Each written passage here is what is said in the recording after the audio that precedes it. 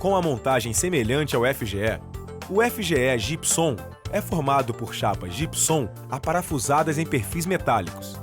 Ele é indicado para áreas onde há necessidade de absorção acústica.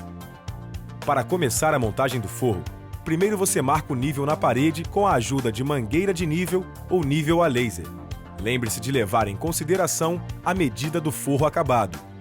Só depois é que você vai paginar e fixar os tirantes da laje. A distância da primeira fileira de tirantes da parede vai depender do perfil que você utilizou no perímetro. Se for cantoneira, que é o nosso caso, a primeira linha de tirantes ficará a 60 centímetros da parede. Os demais tirantes ficarão a 1,20 m de distância entre os eixos. No outro sentido, os tirantes devem ser paginados a 60 centímetros no máximo, que é a distância máxima entre as canaletas. Uma forma de agilizar o seu trabalho é marcar na laje todos os pontos de fixação dos tirantes. Após marcar a paginação dos tirantes, fixe-os por meio de parafusos e buchas ou finca-pinos.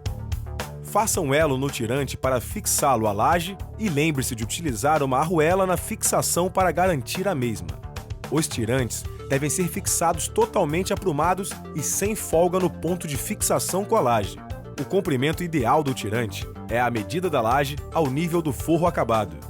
Uma regra importante: o rebaixamento máximo do FGE por meio de tirantes de arame número 10 é de 2 metros. Após, você vai fixar os perfis de perímetro. Para ilustrar, utilizaremos a cantoneira.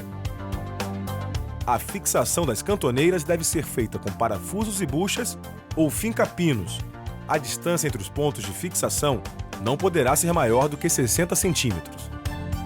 Coloque os reguladores de tirantes sem amassá-los. O tirante, quando amassado, tende a estirar com o peso e isso desnivelará o forro. A próxima etapa é a colocação e fixação das canaletas C. Apoie as canaletas nas cantoneiras e acople os reguladores. A fixação das canaletas nas estruturas do perímetro é feita com parafusos LA 9,5 mm. E uma dica importante: como as canaletas possuem 3 metros de comprimento, na maioria dos forros existe a necessidade de emendá-las. Veja como deve ser feito. Para unir as canaletas, utilize a união para canaletas fixando com 2 parafusos LA 9,5 mm em cada aba. Para desalinhar as emendas, corte parte das canaletas com 1,5 m. Na partida da paginação das canaletas, você vai usar as canaletas cortadas, intercalando com as inteiras, garantindo o desencontro das emendas. Após finalizar a fixação das canaletas, você vai nivelar o forro. Para facilitar o nivelamento do forro, use uma linha por baixo da estrutura na direção dos reguladores e faça o nivelamento. Você também pode utilizar o nível a laser. Após nivelar a estrutura, dobre os tirantes para garantir que o forro não perca o nível e os reguladores não soltem dos tirantes.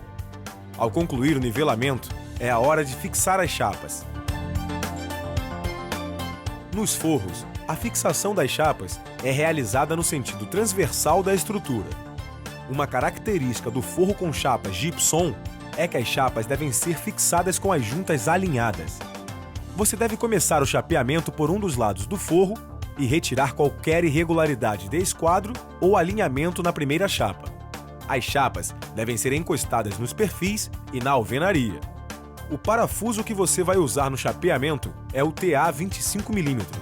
O aparafusamento da chapa deve ser feito por todo o perfil, com os parafusos a 1 cm da borda.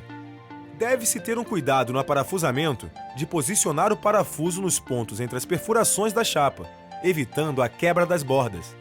Nas pontas, você deve colocar os parafusos a uma distância de 5 cm das bordas. A distância entre os parafusos deve ser de 25 a 30 centímetros. É preciso ter cuidado também com a profundidade dos parafusos. A medida ideal é de cerca de 1 mm em relação à superfície. Uma dica: use sempre o limitador na parafusadeira. Assim, você garante a fixação da chapa e melhora a qualidade do serviço. É neste momento, na fase de chapeamento, que você aplica lã de vidro sobre as chapas. Após o chapeamento, basta realizar o acabamento.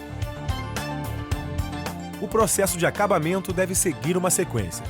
Primeiro você trata as juntas rebaixadas, depois as do topo.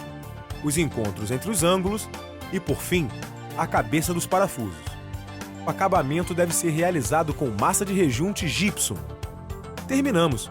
O forro está pronto para receber o processo de pintura.